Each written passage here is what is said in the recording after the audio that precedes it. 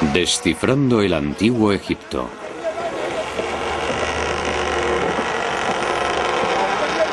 En los albores de la historia, toda una civilización se unió para construir los monumentos más misteriosos de la Tierra. ¿Por qué? ¿Qué visión les impulsó a hacerlo? Robert Buffal, escritor e investigador británico nacido en Egipto a la sombra de las grandes pirámides. Tumbas de los faraones, según los egiptólogos. Sin embargo, Buffal cree que fue una visión más grande lo que impulsó su construcción. Durante los últimos 20 años ha buscado esa visión cargada de antiguos ecos, de mitos, de estrellas. Hay algo extraordinario acerca de esta civilización. Su regularidad. Nunca cambió. Su arte, su religión, sus templos, sus leyes, incluso su manera de vestir nunca cambió. ¿Por qué? Porque tenía que ser así.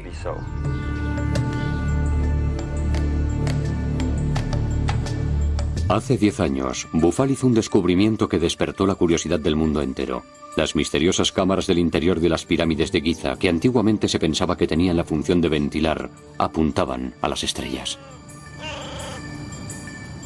Las del lado sur apuntan a la constelación de Orión y a la estrella Sirio. Para los antiguos egipcios, el dios Osiris y su hijo Horus. Las cámaras del lado norte apuntan a la estrella polar y a la Osa Mayor. Y todo el complejo, es decir, las 3 pirámides en fila y una pequeña que se encuentra a la izquierda, parecen ser el reflejo del cinturón de estrellas de Orión. Orión, el dios Osiris de Egipto, se alzaba tanto en el cielo como en la tierra. ¿Hablan las pirámides de estrellas? Las pirámides no son demasiado populares entre los egiptólogos porque han atraído a muchos excéntricos. Las grandes pirámides tienen un gran poder sobre la gente. Yo creo que pueden acabar con el sentido común. El señor Buffal y otros muchos vienen aquí 1 o 2 días con sus teorías y luego desaparecen tanto ellos como sus teorías. Sin embargo, la teoría de Buffal no ha desaparecido. Y aunque el escritor es reacio a dar nombres, lo cierto es que ha conseguido que algunos egiptólogos analicen las estrellas.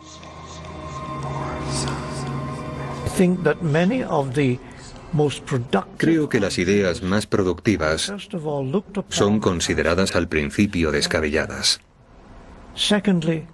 Posteriormente, se intentan encontrar errores. Y al final, todo el mundo sabía que la teoría era cierta. El astrónomo británico Archie Roy ha descubierto una nueva rama de la ciencia, la arqueoastrología, que estudia cómo los antiguos pueblos interpretaban el firmamento y cómo expresaban su admiración mediante sus monumentos. Se valen de ordenadores para recrear los cielos del pasado para descubrir lo que pudieron significar en la antigüedad. Por desgracia, hay una tendencia entre los egiptólogos, que no tienen una gran formación en astronomía, a no creer que los acontecimientos astronómicos controlaron los acontecimientos terrestres. Lo que ocurre es que hemos dejado de observar la naturaleza. Hemos dejado de observar el cielo, el sol. La gente apenas ve amanecer en las ciudades. Ya no hay inundaciones en Egipto, son controladas por presas. No observamos la naturaleza que nos rodea. Pero los egipcios eran maestros de la observación.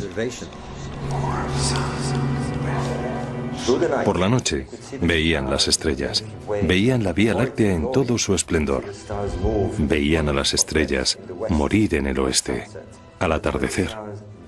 Ahí es donde las estrellas mueren, es algo que se puede observar. Por tanto, los muertos deben llegar al mundo cósmico como las estrellas, por el oeste. Egipto era profundamente consciente del universo que lo rodeaba y se sentía dominado por las leyes del orden cósmico. Este orden cósmico fue establecido al principio de los tiempos. Este orden era perfecto y mantenía la armonía y el equilibrio entre el mundo natural y el cosmos. Tal como es arriba, lo es abajo. La diosa Maat dominaba el mundo de los dioses y también el inferior. El orden cósmico, o Maat, la idea con la que los egipcios tocaron la eternidad y los movimientos lentos y majestuosos del tiempo. Los egipcios veían el mundo y el tiempo de una manera muy diferente. Nosotros corremos hacia Dios sabe dónde, siempre hacia adelante, y nunca volvemos al punto de origen. Ellos veían el tiempo en ciclos que volvían continuamente al punto de origen. Estos ciclos de tiempo quedaron grabados en el mito de la creación de Egipto.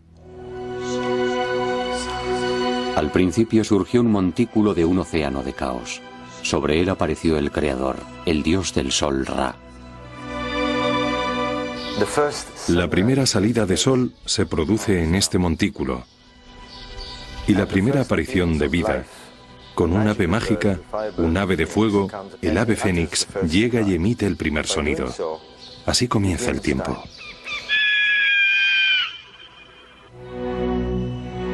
El sonido del ave fénix fija los ciclos del orden cósmico, los ciclos del tiempo. Y cuando termina el ciclo, el ave fénix volará de nuevo para fijar otro nuevo círculo en movimiento.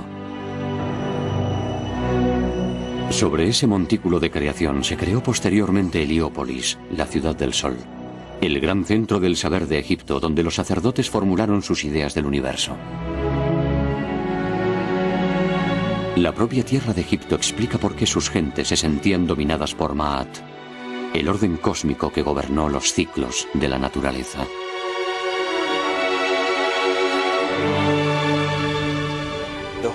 Todo Egipto sería así, de no haber sido por un milagro de la naturaleza.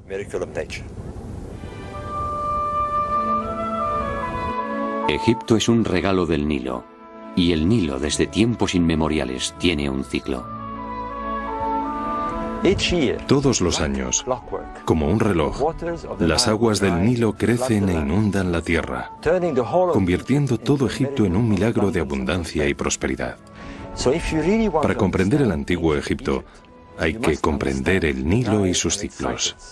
Esa es la clave de Egipto, su magia, su sabiduría y sobre todo, su concepto cíclico del tiempo y de la eternidad. Por eso, no es de extrañar que se centraran en este milagro anual. Un milagro anual. Todos los años, cuando un sol abrasador alcanzaba el solsticio de verano a mediados de junio, Egipto estaba reseco y azotado por el calor de un sol abrasador. Todos los años el Nilo se reducía a un hilo de agua y los hombres y los animales luchaban por sobrevivir.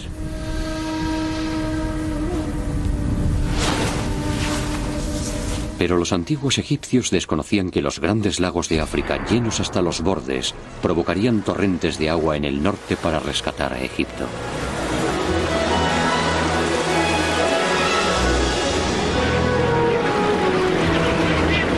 Todos los años, Egipto renacía.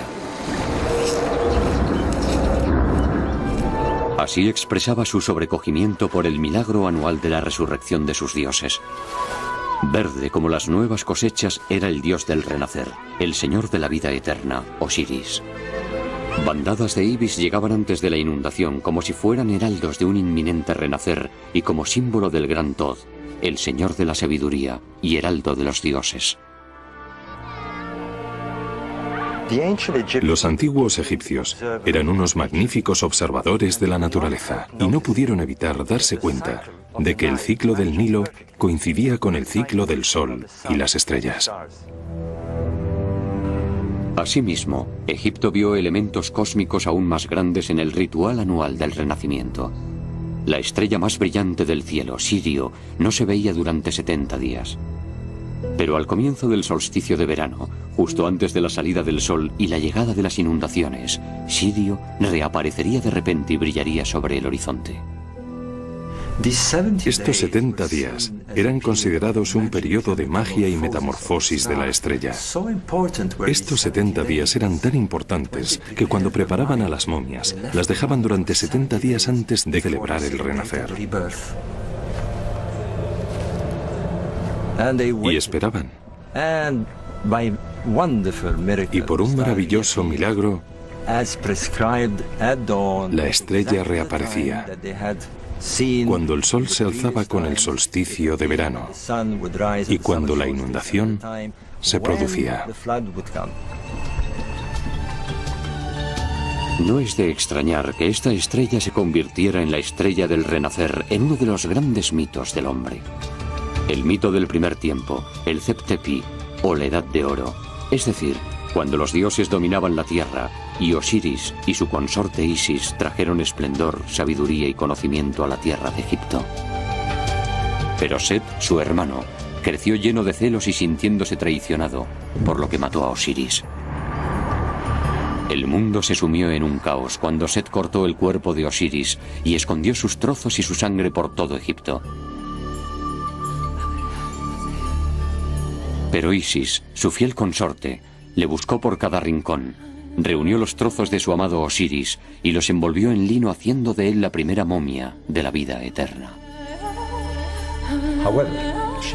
Sin embargo, no pudo encontrar el falo, por lo que fabricó un falo de oro que la fecundó con su simiente y dio a luz a un hijo de Osiris, Horus, el hijo divino. Horus se convirtió en el primer hombre dios, en el primer faraón que dominó Egipto. Todos los faraones que le siguieron se creyeron reencarnaciones de Horus.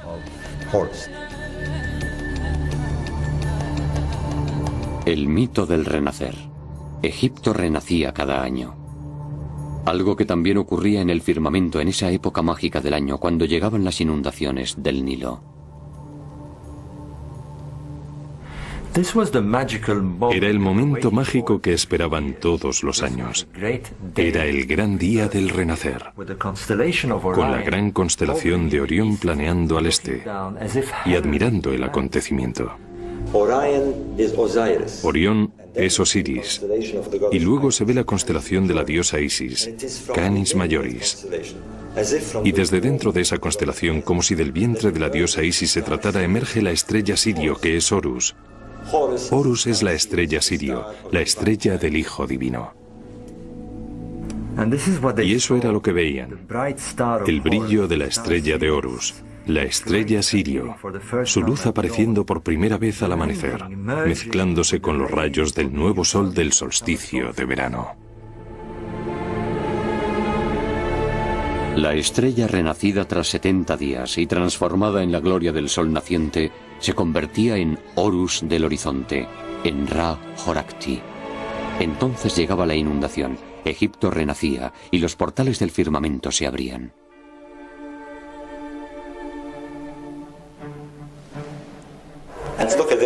Y miren esto, aquí está Set bendiciendo al faraón en oposición a Horus, su archienemigo. Esto significa que orden y desorden forman parte del equilibrio cósmico, y Set tiene un importante papel en esta forma estelar, la constelación de la Osa Mayor. Los egipcios también la llamaban la pierna. Una de las cámaras de las pirámides de Giza apunta a ella, la de enfrente apunta a Sirio, convirtiendo este monumento en una metáfora de la resurrección, de la búsqueda de la vida eterna, cuando las almas iban al reino de Osiris y se unían a las estrellas del cielo. Pero, ¿en qué parte del cielo? Esta cámara de la pirámide parece tener la respuesta.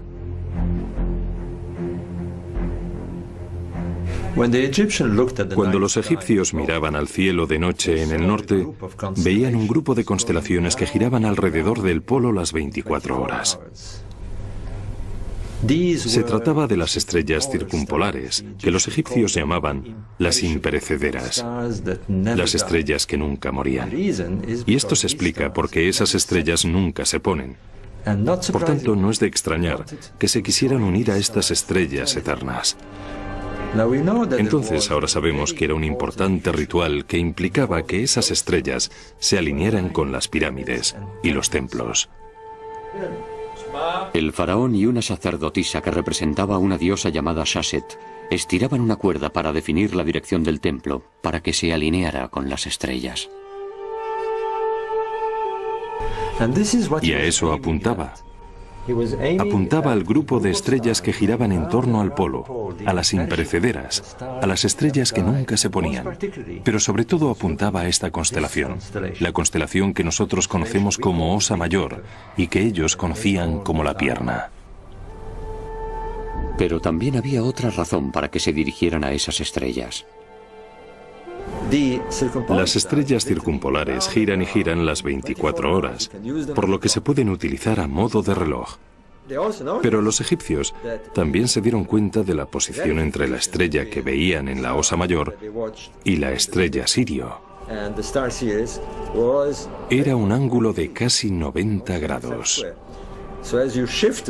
como la mitad de un cuadrado. Por tanto, lo que hacían cuando una estrella determinada estaba en un lugar determinado era predecir la salida de Sirio.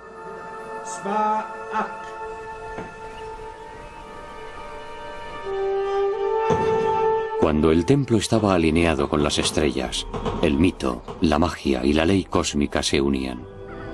Era una manera de saber cuándo se producirían las inundaciones, una manera de predecir el milagro anual que hacía renacer a Egipto. Para Bufal, redescubrir este casi olvidado ritual fue un gran avance.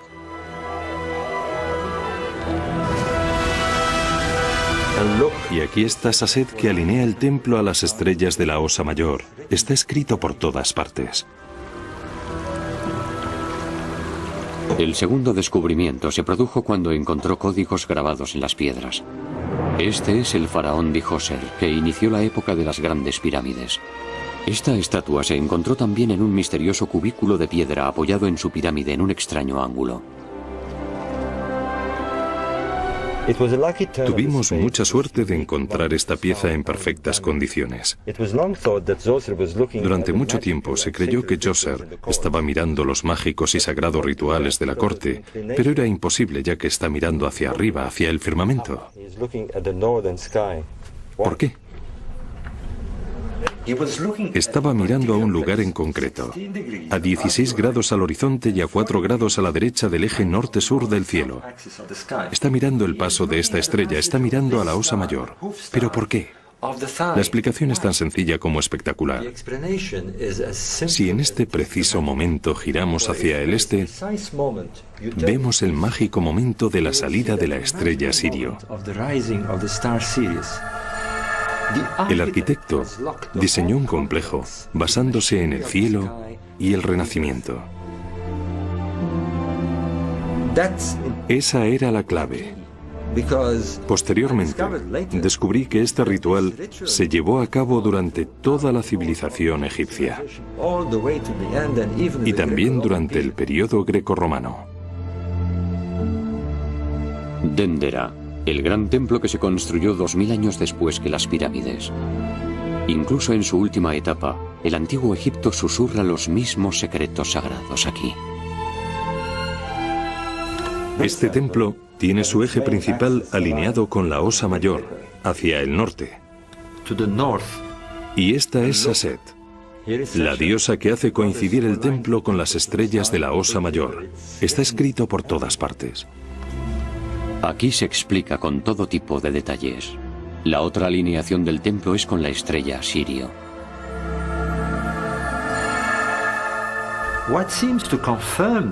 Lo que parece confirmar esto es que hay pinturas que muestran a un rey Horus con una lanza apuntando a ese lugar de la constelación. La búsqueda de Bufal coincide con la de otros que estudian cómo los reyes y sacerdotes antiguos relacionaban la astronomía con los monumentos de la Tierra. Me interesan mucho los monumentos sagrados. Por un lado tenemos el orden cósmico y por otro el orden de la Tierra, y se pueden establecer conexiones entre ellos. Tenemos ejemplos muy famosos de ello en otras culturas, como es el caso de Stonehenge, que expresa que el nivel cósmico y el terrenal se pueden comunicar. Y eso es lo que tenemos aquí, en las pirámides. Tenemos estas cámaras que dirigen al rey a la región norte, a las estrellas circumpolares. En el libro de los muertos de Egipto se revela el secreto de las pirámides de Giza. La clave está en un espectáculo dramático de muerte y renacimiento.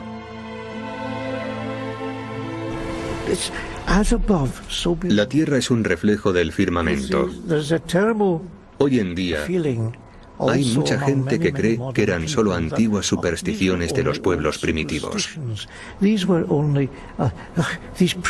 Pero lo cierto es que también en esa época hubo Einsteins. Mediante la recreación de un antiguo ritual, Bufal llega a nuevas conclusiones. Sobre todo en cuanto a la diosa Sashet y a las estrellas. Sashet, pero aquí está anotando los aniversarios, las grandes festividades de Heb-Sed. Sashet tiene otra importante misión: anotar los años de reinado del rey, lo que tiene unas implicaciones tremendas, ya que eso significaba que ostentaba el poder de decidir cuánto tiempo duraría su reinado, cuánto tiempo viviría, los años de su vida. Eso era lo que significaba. Esto también está relacionado con ello.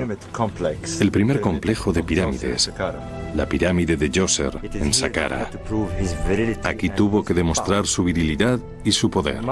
Aquí tuvieron lugar grandes celebraciones, rituales, procesiones. También vinieron princesas y sacerdotes.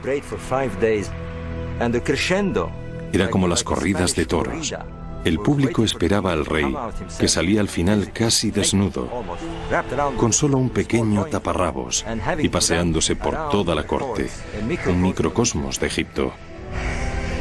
Y si podía, demostraba su fortaleza, a veces incluso corriendo delante de un toro salvaje. Entonces, las multitudes le aplaudían. Pero si no lo conseguía, si consideraban al rey viejo o incapaz, el país sufriría el mismo destino y no lo permitían. Y las consecuencias eran terribles. El sacrificio del rey también se ha dado en otras culturas. Entre los celtas, los espartanos, los vikingos e incluso entre los dinka africanos hace poco más de un siglo. En el antiguo Egipto se podía acabar muy pronto con el rey. Pero el ritual de Heb-Sed siguió siendo muy importante en Egipto y otra razón para alinear los monumentos con el firmamento.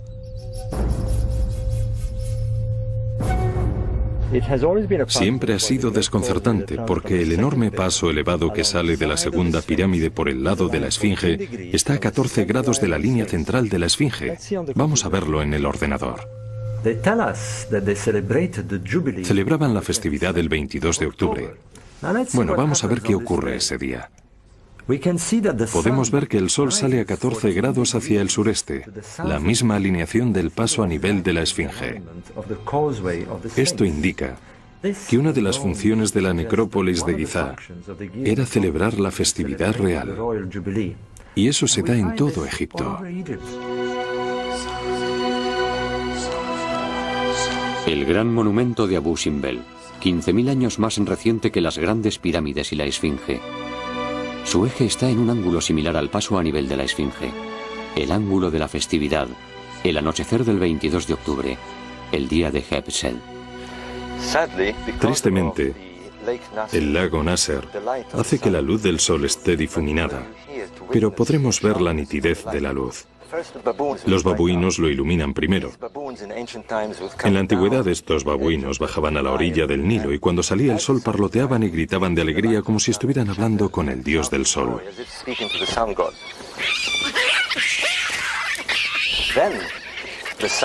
Después, la luz solar desciende y brilla sobre Ra Horakhti y sobre el disco solar que tiene sobre la cabeza. Finalmente, la luz llega a los rostros de los 4 colosos que representan a Ramsés II, y en ese momento, la luz del sol llega a la parte posterior alcanzando también al propio faraón, Ramsés II. Y así, iluminado con Ra Horakhti, aparece el dios del sol a la luz del sol.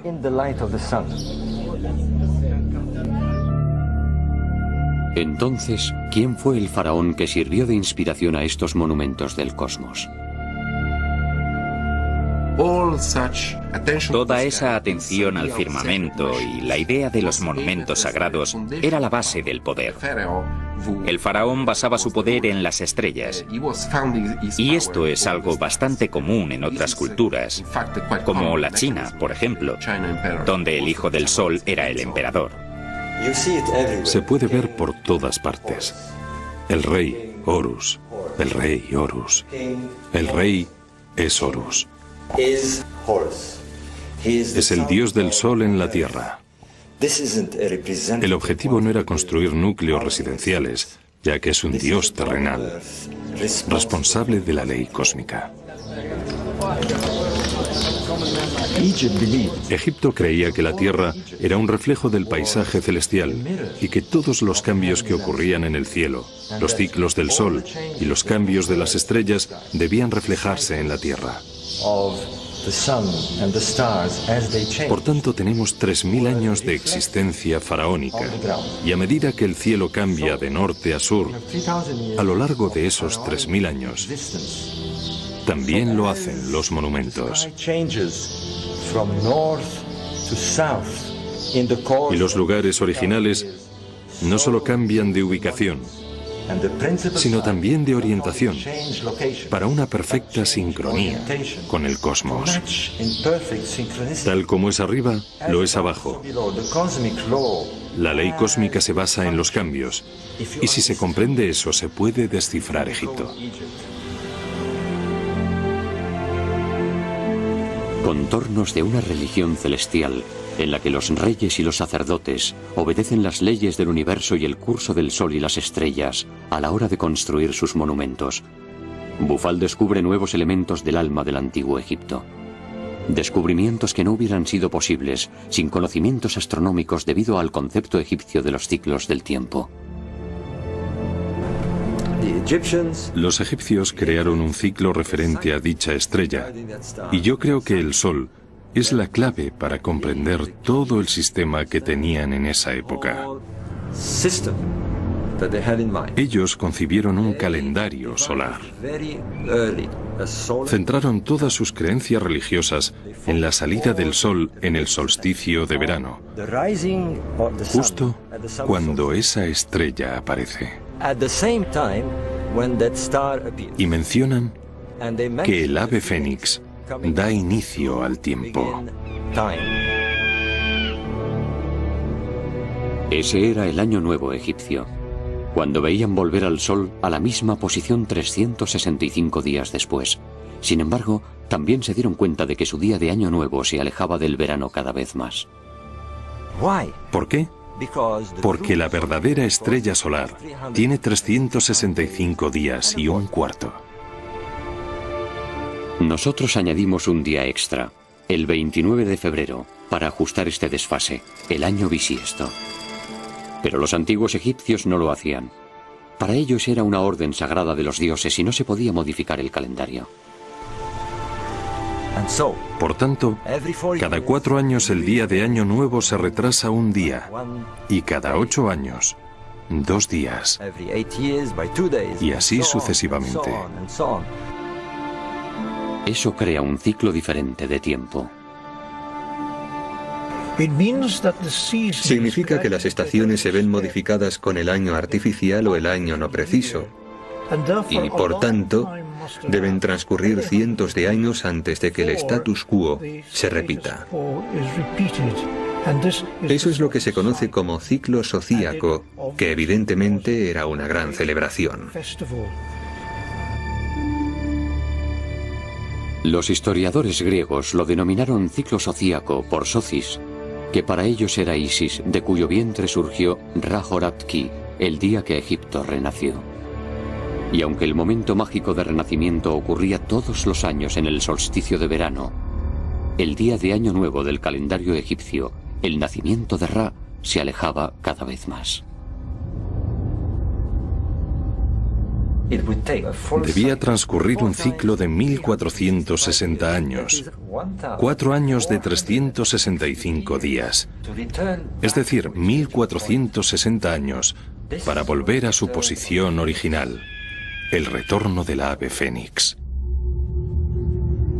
El ciclo comienza el 21 de junio, cuando el sol sale por el norte. Perdiendo un día cada 4 años, cada nueva generación de egipcios veía el día de Año Nuevo después y la salida del sol más lejos del norte. A lo largo de los siglos, el Año Nuevo se acercaba cada vez más al invierno. El sol salía cada vez más cerca del sur, hasta alcanzar el solsticio de invierno después de 730 años. Y después volvía al norte, y el Año Nuevo se empezaba a acercar de nuevo al solsticio de verano. Completaba el ciclo 1460 años después. Es el encuentro del Sol con la estrella Sirio y el desbordamiento del Nilo. Pero, ¿qué ocurría entonces? Por los griegos que visitaron Egipto en el último período, sabemos que el principio o fin de ese ciclo, que los griegos conocían como ciclo zodíaco, fue en el año 139. Tenemos una fecha de referencia, el año 139 después de Cristo. Los romanos describen Egipto en una explosión de celebración. Había empezado otro ciclo, 1460 años antes, en el 1320 a.C. 730 años antes, el día de Año Nuevo había caído en el solsticio de invierno, en el 2050 a.C. Por tanto, otros 730 años nos situaría en el 2780 a.C. ¿Qué ocurría en esas fechas? Bueno, en el año 2780 a.C. vemos una gran actividad, una explosión de construcción. Se construyen pirámides en el norte, el templo de Heliópolis, la ciudad de Memphis, los templos solares de Abu Ghorab.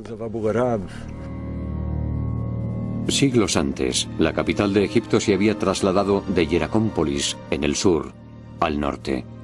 Fue entonces cuando comenzó la época de las grandes pirámides. Aquí empezó todo. En el 2800 a.C. hubo una fiebre de construcción, una explosión que transformó todo el paisaje. Y este es el primer complejo de pirámides en la historia de Egipto. El complejo era un recinto amurallado lleno de protuberancias, entradas y paneles.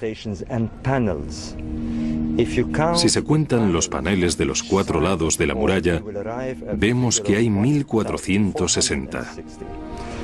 El ciclo del Fénix zodíaco. ¿Puede tratarse de una coincidencia?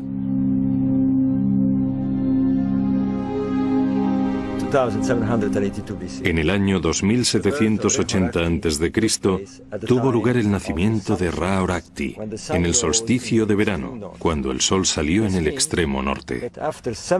Esto significa que en 730 años, el día de Año Nuevo coincidirá con el solsticio de invierno en el sur.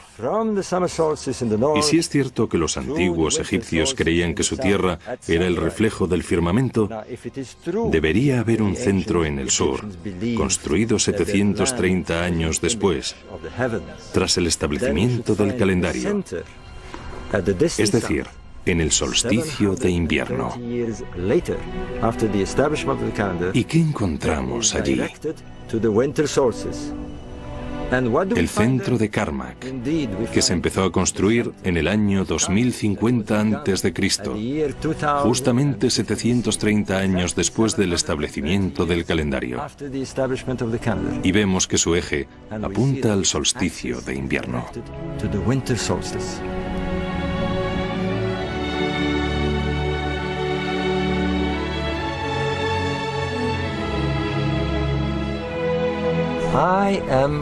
Estoy convencido que el deber de estos grandes reyes solares de Egipto era conservar el orden cósmico y seguir sus cambios a lo largo del tiempo.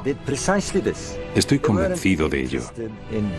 No querían construir núcleos residenciales, sino edificaciones para el sol, para el regreso del ave fénix, que tenía lugar en esas fechas predeterminadas.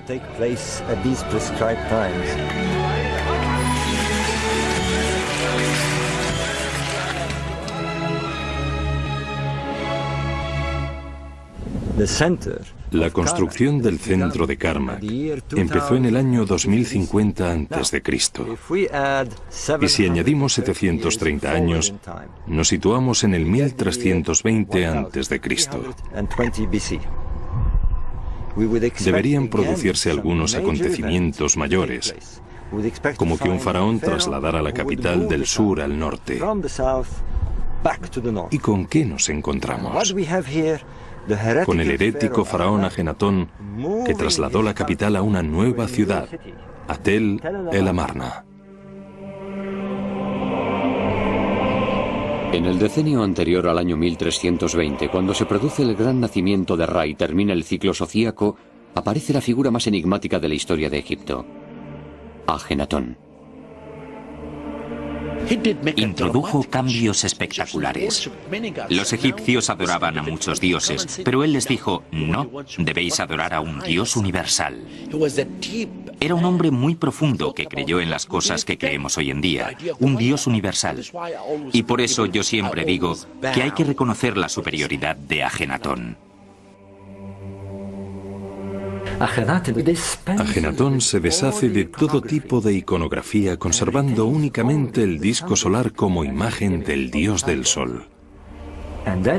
Y después hace algo aún más radical. Hay que entender el modo de pensar de este enigmático faraón.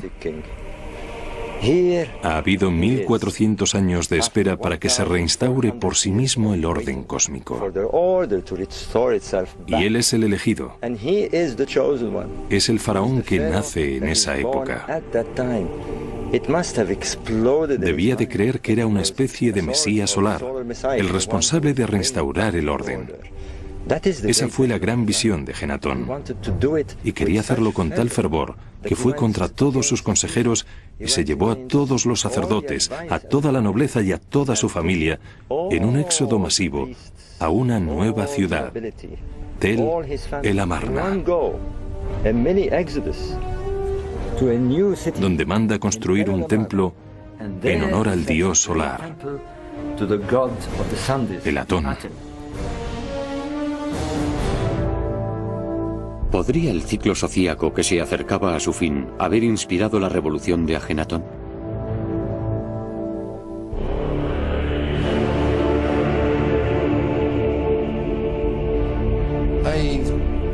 Yo esperaría a conseguir pruebas concluyentes para hacer esa afirmación.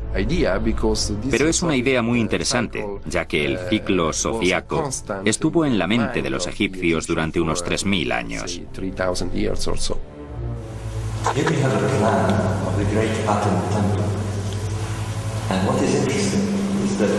Lo más interesante son los 730 altares, de nuevo el número sociaco. Se trata de un periodo que ha fascinado a generación tras generación, pero no hay nada más fascinante que la enigmática reina Nefertiti, que probablemente se bañaba ahí, en esa piscina. El único error que cometió Ajenatón fue hacer que los egipcios adoraran al nuevo dios a través de su imagen. Los egipcios creyeron que había una conexión entre él y Atón. Él era el dios. Y cuando murió, Atón desapareció y resurgieron otros dioses. Me encuentro en la entrada del gran templo de Atón, que medía 500 metros. Pero esto es todo lo que queda de él, escombros y polvo.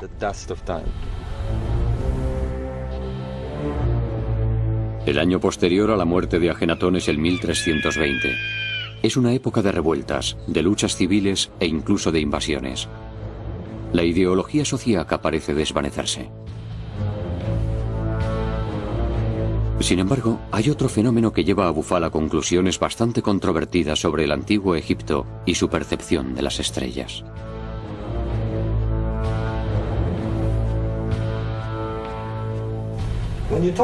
Cuando se refieren a las estrellas, no se refieren solamente a su viaje por el cielo. Hay que tener en cuenta otra cosa. ¿Recuerdan esto? Una peonza. Imaginen que esta es la Tierra y que cada vuelta es un día. Miren qué ocurre. Es muy sencillo para los astrónomos. Lentamente el eje de la Tierra cambia de dirección, por lo que se anticipa un poco año tras año la época de los equinoccios. Y el efecto de esto es que las estrellas parecen moverse lentamente en un ciclo de 26.000 años que llamamos precesión. La precesión hace que nuestro Sol parezca salir en diferentes constelaciones en periodos de 2000 años y que las estrellas asciendan o desciendan según las épocas. Bufal cree que los egipcios se dieron cuenta de ello con el tiempo. Este templo de Elefantina en el sur lo demuestra. Satet, la diosa del desbordamiento del Nilo. Este era su templo, cuyos orígenes se remontan a los primeros tiempos, alrededor del 2500 a.C.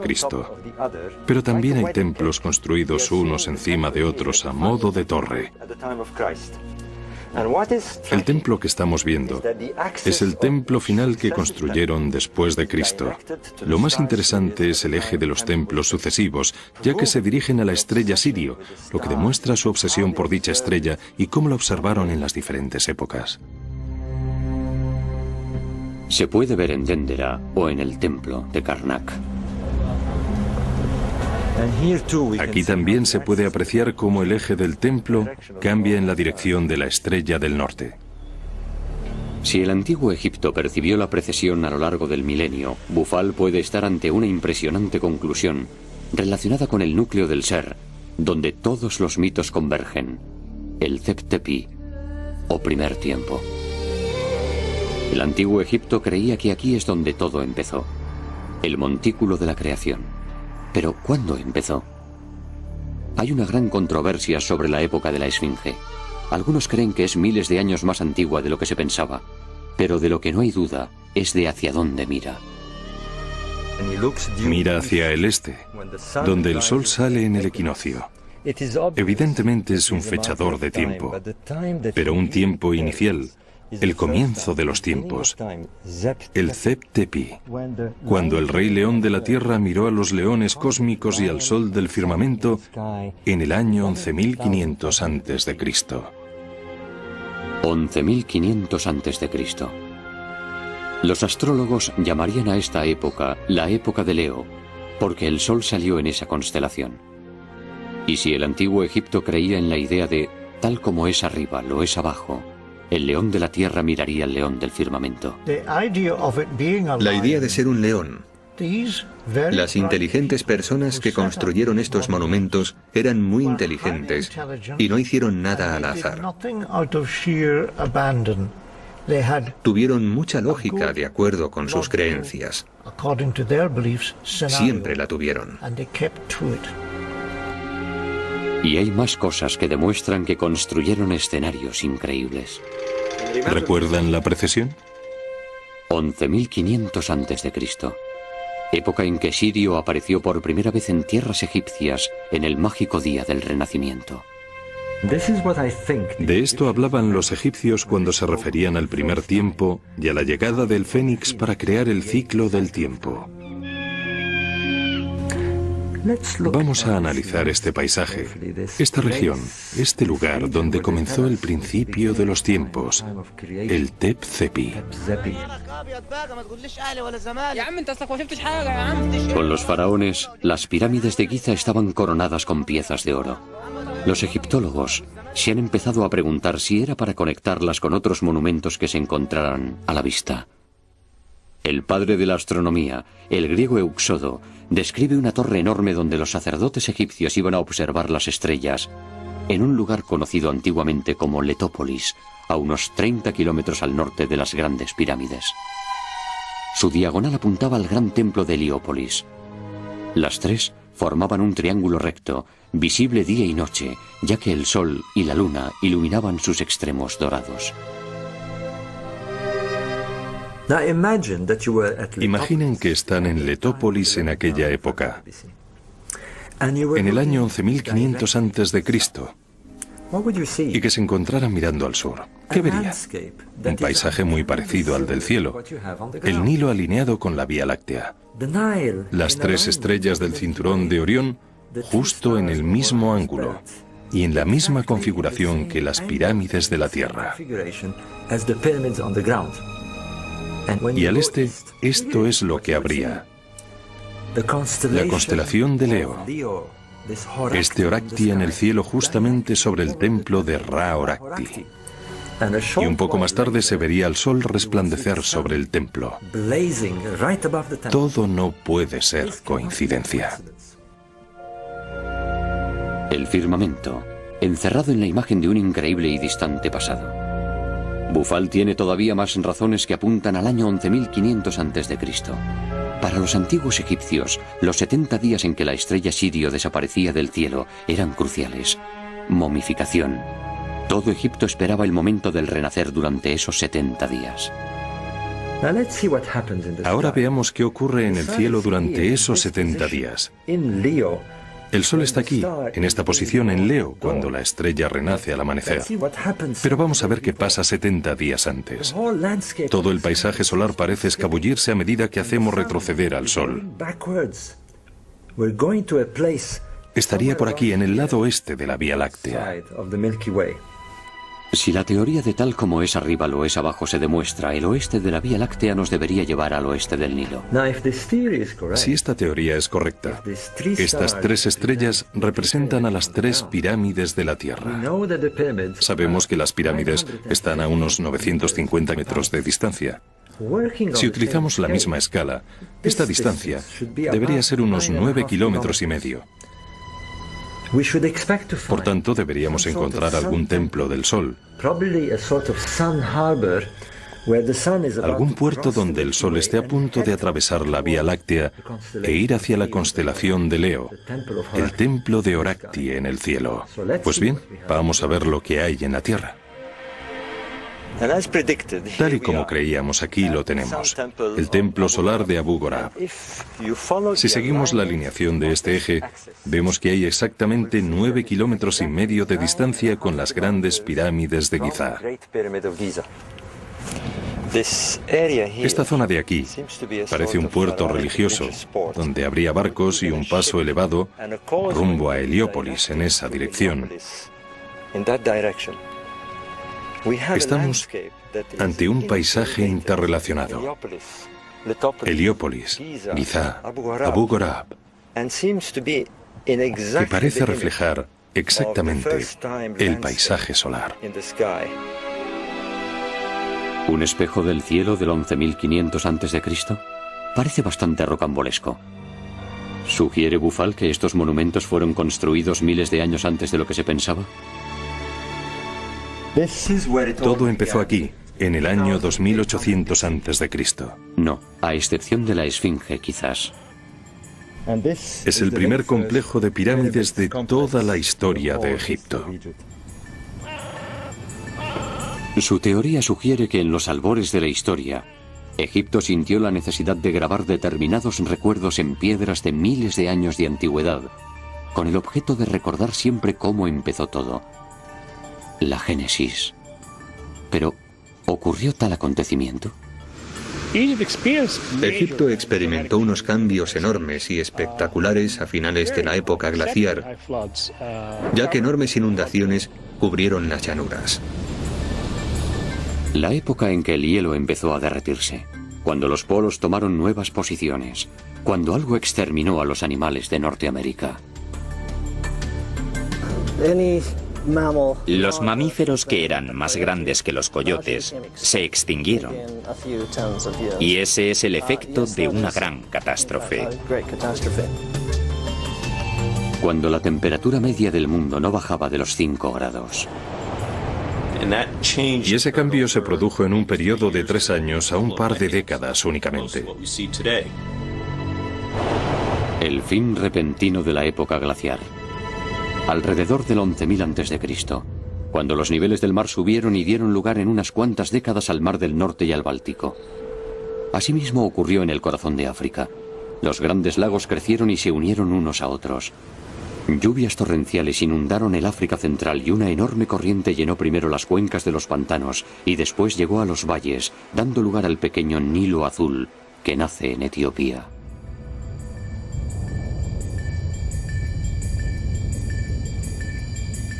Donde hoy está la ciudad de Jartum, el Nilo azul y blanco confluyeron en un río que iba a dar forma y destino a Egipto alrededor del año 11.000 a.C.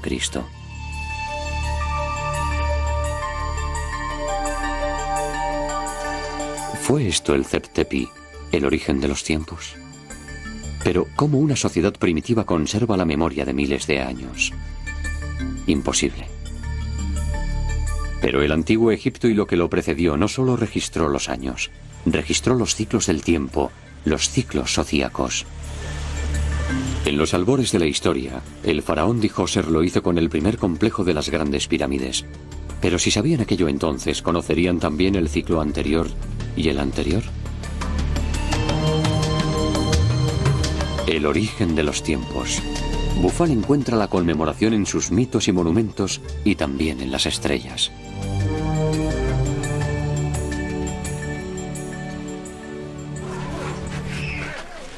Alejandría, al principio de nuestro tiempo.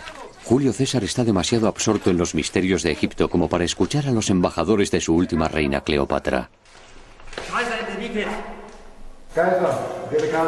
Los cronometradores de Julio César utilizan un calendario lunar confuso e impreciso.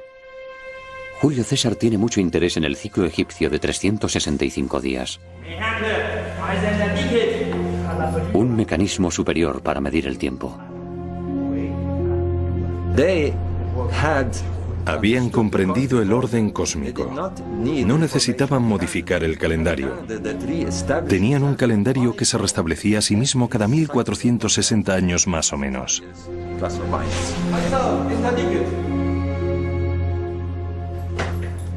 César termina dando nombre a los meses que hoy conocemos, diciembre, enero, y adopta el calendario egipcio, pero no completamente. Toma los 365 días y un cuarto y seguimos ajustando ese desfase.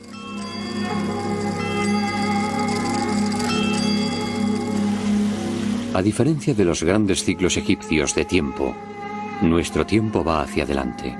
Dios sabe dónde.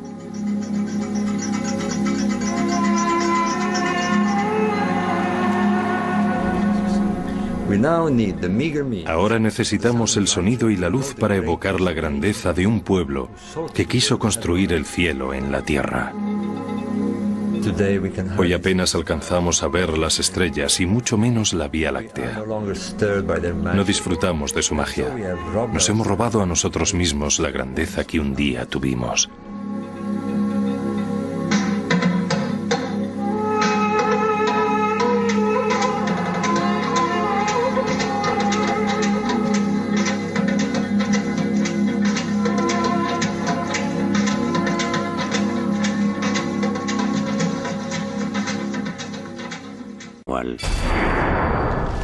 Todos los años, cuando un sol abrasador alcanzaba el solsticio de verano a mediados de junio, Egipto estaba reseco y azotado por el calor de un sol abrasador.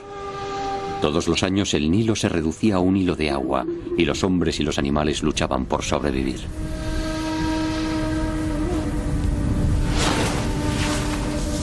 Pero los antiguos egipcios desconocían que los grandes lagos de África, llenos hasta los bordes, provocarían torrentes de agua en el norte para rescatar a Egipto.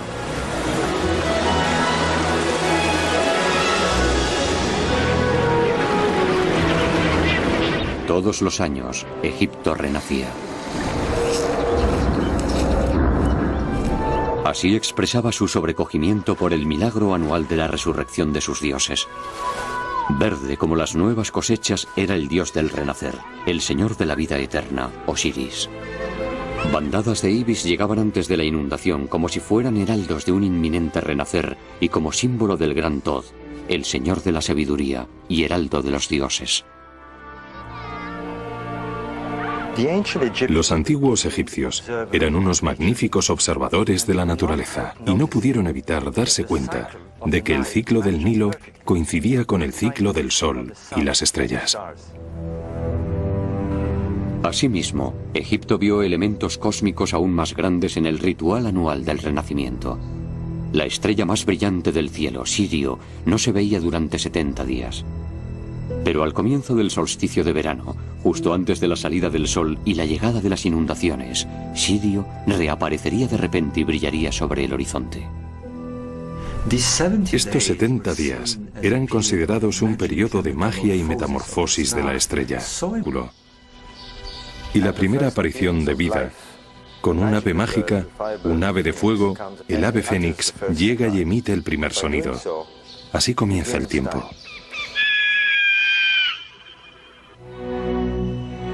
El sonido del ave fénix fija los ciclos del orden cósmico, los ciclos del tiempo.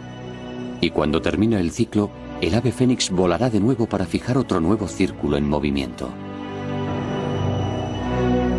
Sobre ese montículo de creación se creó posteriormente Heliópolis, la ciudad del sol, el gran centro del saber de Egipto, donde los sacerdotes formularon sus ideas del universo. La propia tierra de Egipto explica por qué sus gentes se sentían dominadas por Maat, el orden cósmico que gobernó los ciclos de la naturaleza.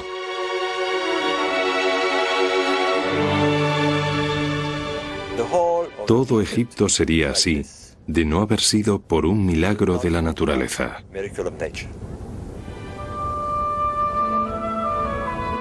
Egipto es un regalo del Nilo, y el Nilo desde tiempos inmemoriales tiene un ciclo.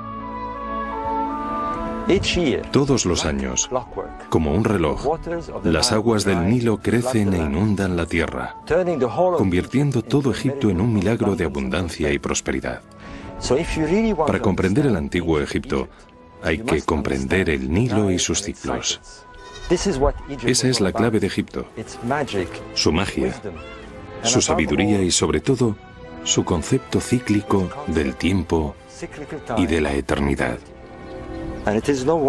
Por eso, no es de extrañar que se centraran en este milagro anual.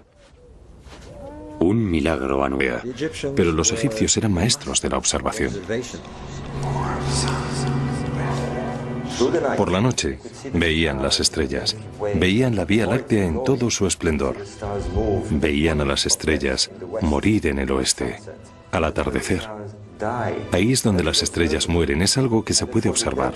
Por tanto, los muertos deben llegar al mundo cósmico como las estrellas, por el oeste. Egipto era profundamente consciente del universo que lo rodeaba y se sentía dominado por las leyes del orden cósmico. Este orden cósmico fue establecido al principio de los tiempos. Este orden era perfecto y mantenía la armonía y el equilibrio entre el mundo natural y el cosmos. Tal como es arriba, lo es abajo. La diosa Maat dominaba el mundo de los dioses y también el inferior. El orden cósmico, o Maat, la idea con la que los egipcios tocaron la eternidad y los movimientos lentos y majestuosos del tiempo. Los egipcios veían el mundo y el tiempo de una manera muy diferente. Nosotros corremos hacia Dios sabe dónde, siempre hacia adelante, y nunca volvemos al punto de origen.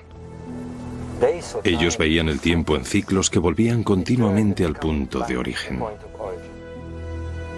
Estos ciclos de tiempo quedaron grabados en el mito de la creación de Egipto. Al principio surgió un montículo de un océano de caos. Sobre él apareció el Creador, el dios del sol Ra.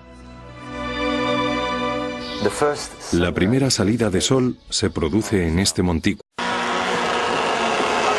Descifrando el antiguo Egipto.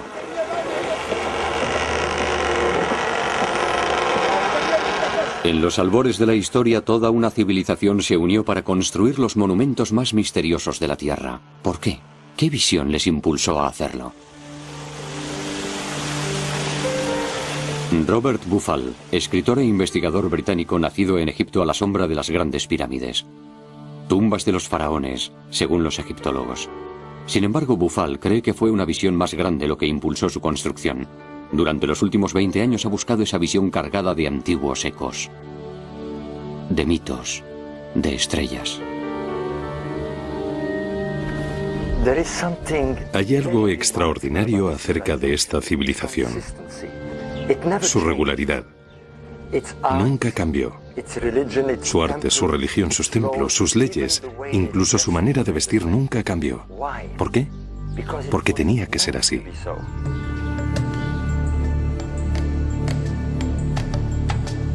Hace 10 años, Bufal hizo un descubrimiento que despertó la curiosidad del mundo entero. Las misteriosas cámaras del interior de las pirámides de Giza, que antiguamente se pensaba que tenían la función de ventilar, apuntaban a las estrellas. Las del lado sur apuntan a la constelación de Orión y a la estrella Sirio. Para los antiguos egipcios, el dios Osiris y su hijo Horus.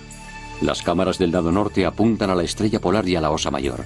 Y todo el complejo, es decir, las 3 pirámides en fila y una pequeña que se encuentra a la izquierda, parecen ser el reflejo del cinturón de estrellas de Orión. Orión, el dios Osiris de Egipto, se alzaba tanto en el cielo como en la tierra. ¿Hablan las pirámides de estrellas?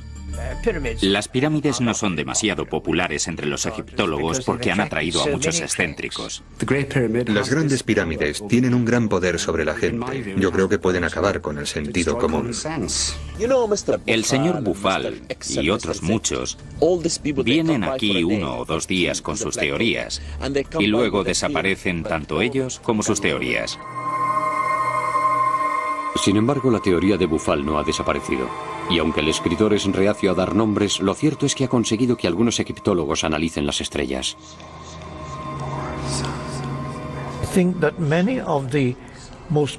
Creo que las ideas más productivas son consideradas al principio descabelladas.